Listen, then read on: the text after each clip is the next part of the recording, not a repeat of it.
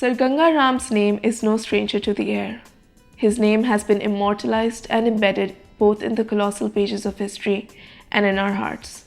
He was not just a civil engineer, agriculturist, and a philanthropist, but was also a benevolent and committed individual who believed in the betterment of the society and the sanctity of his community. In the history of Lahore, the name of Sir Ganga Ram is very famous. Everybody knows that who was Ganga Ram, the famous philanthropist, the person who devoted whole of his life for the service of humanity.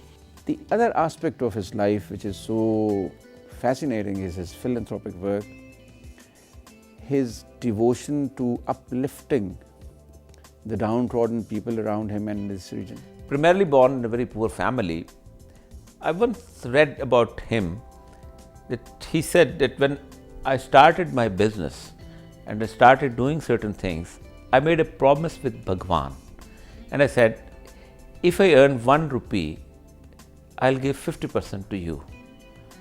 And he said that when I first time earned 1 rupee, it was very difficult to give 50 paisas in the name of Bhagwan.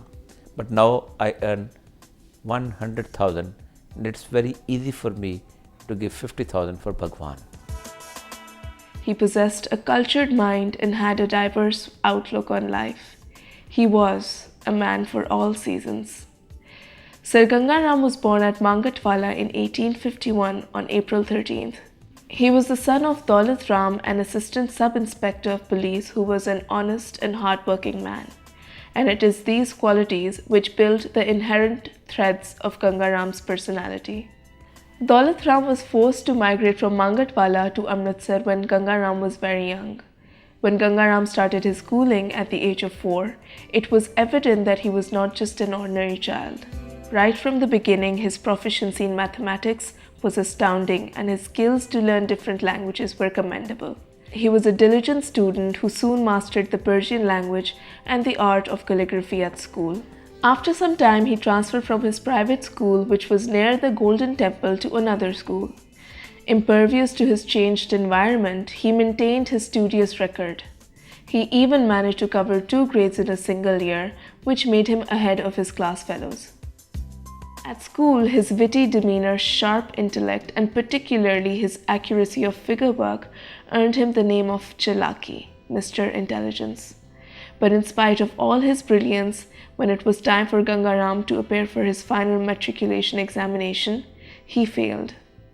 This situation, however, did not ruffle him, and he continued to strive and worked even harder the following year. His hard work paid off and he cleared his examinations with distinctions.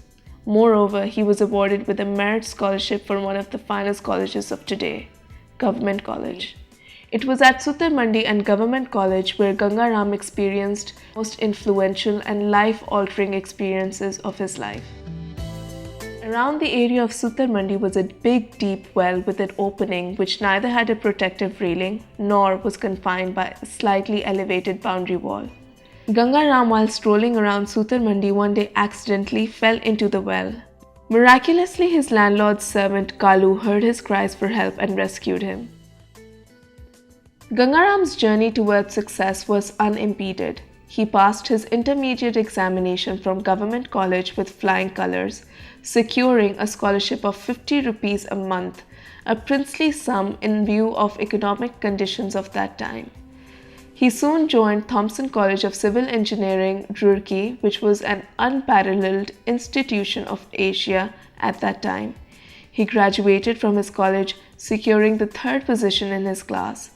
Moreover, he even won a gold medal for his final dissertation project. In this background, this young lad, Ganga Ram, he achieved gradually, slowly, steadily, but never forgiving his ultimate objective. And he got into government college. From government college, at that time there was a very prestigious institution called the Roorkee Thomason College of Engineering. He went there and he graduated from there and came back and joined the government service as an engineer, as a fully qualified engineer, as good as any other engineer in the service. Immediately after graduation, he was appointed as assistant engineer at Lahore. He was working under the supervision of the renowned executive engineer Rai Bahadur Kanhaiya Lal as his junior. Gangaram's passion, dedication, and hard work paved his way for success, and he achieved all of this even before he turned 22. First of all, there must have been in him a desire to excel, to work hard, to achieve, a competitive spirit, a true Punjabi person, as I might say. And it is this spirit which sees him through life. After working for 2 years in Lahore, Gangaram was transferred to Dera Ghazi Khan, one of the remotest parts of Punjab. His transfer at that time seemed like an unforeseen and unwarranted punishment for a highly educated and well-trained engineer. However, even this ultimately proved to be a great blessing for him. He got abundant opportunities to show his expertise and worth in his profession. Not only did he plan, devise, and complete roads and buildings, but also constructed new bridges and small tunnels. Gangaram's outstanding performance in the face of difficulties, his ingenious approach, and his unparalleled rationality won him great recognition and respect amongst his peers. His work even impressed Sir Robert Sandeman, who was the deputy commissioner of that time. He chose Gangaram amongst many other engineers to work in Lahore in connection with the impending visit of the Prince of Wales. Within 2 years, he was singled out to remain on special duty for the imperial assemblage at Delhi, in which he had to carefully make arrangements for about 68,000 people, a challenge he triumphed in.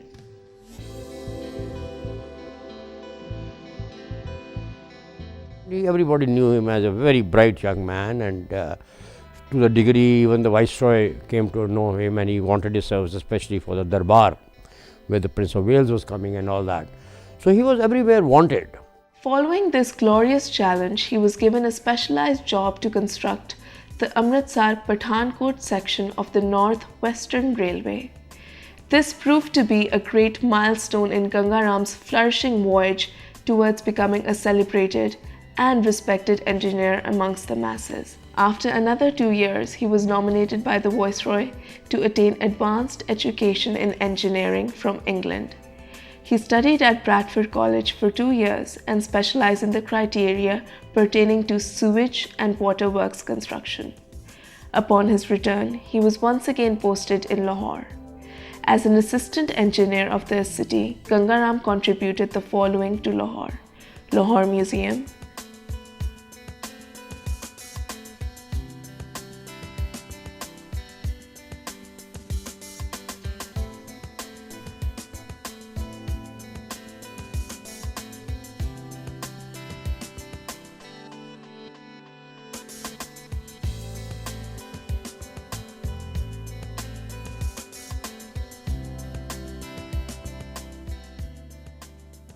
Mayo School of Arts, now known as National College of Arts,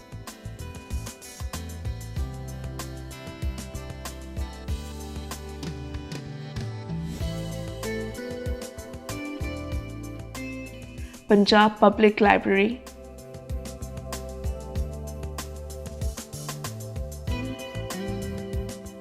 High Court,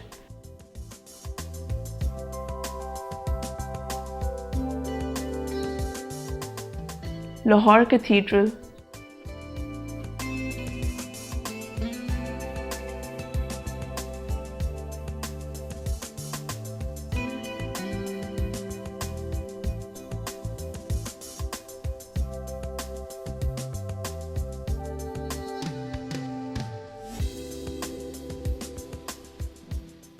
General Post Office,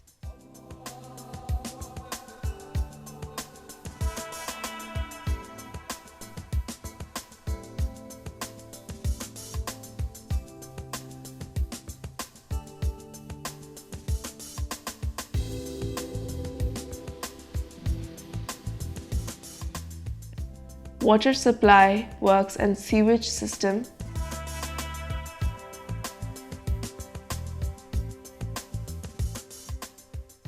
Chemistry Department of the Government College, Lahore,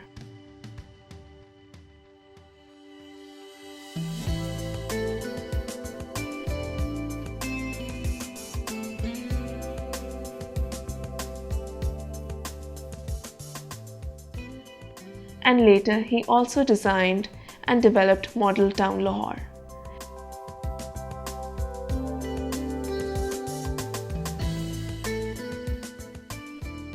Ganga Ram's contribution to Lahore surpasses all praise, and for this, the city will always remain indebted to him. Ganga Ram used that responsibility very, very judiciously. As opposed to his other superiors and even earlier British executive engineers, this man decided that his buildings, whatever he built, must have the local touch. He was a person of the soil, and he continuously learned from the soil. He continuously learned from his tradition. He was always learning from his tradition. Now, lucky for him, at the same time, parallel in Lahore, there was another phenomena, a Sikh from Amritsar who had come to Lahore for seeking education, and he had become a teacher, a professor. At that time, it was called the Muse School of Arts. Now, that was the only place which had some architectural background. I might put in a little word about Bhai Ram Singh, because Bhai Ram Singh had already come to the notice of the government, because he had won the competition for the Hson College. Now, that was an all India competition, and he had won it against even British architects. Now, that had raised everybody. So people suddenly said, in Lahore, here there's a great architect.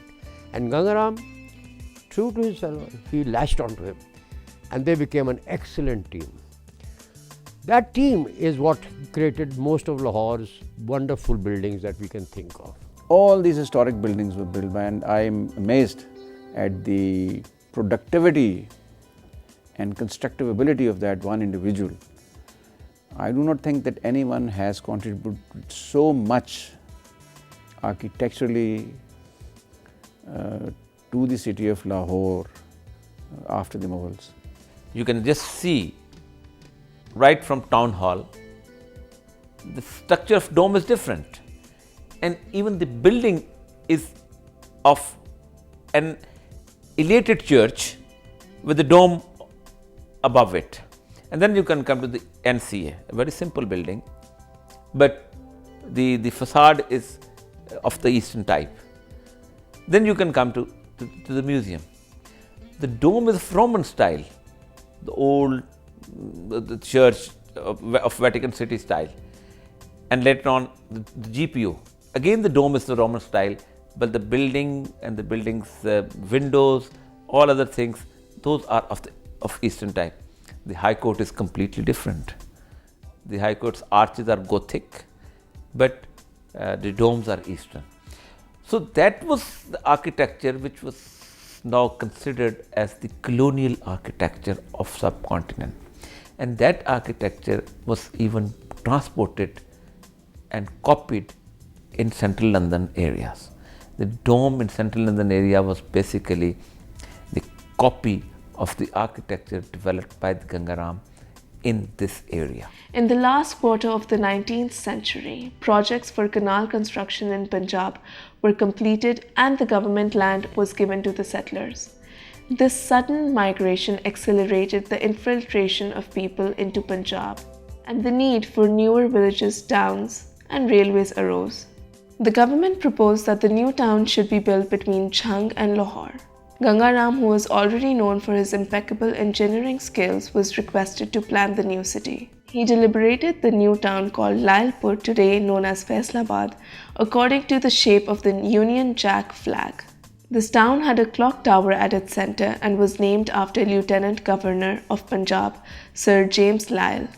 As the last few years of his service approached, he was selected by Lord Curzon to act as superintendent of works at the Imperial Darbar to be held in Delhi in 1903, which were in connection to the succession of King Edward VII to the throne. European engineers opposed Ganga Ram's appointment, but Lord Curzon was undeterred and stood firm in his decision. Every challenge in Ganga Ram's life was delivered with perfection, and the arrangement pertaining to the organization of Darbar was no exception. He dealt with the preparations and its assorted problems and challenges both efficiently and adequately. All officials, guests, governors of India, the provinces, the state as well as the British were thoroughly satisfied while the King Emperor of India and the Viceroy were completely riveted and delighted with the result of the Darbar.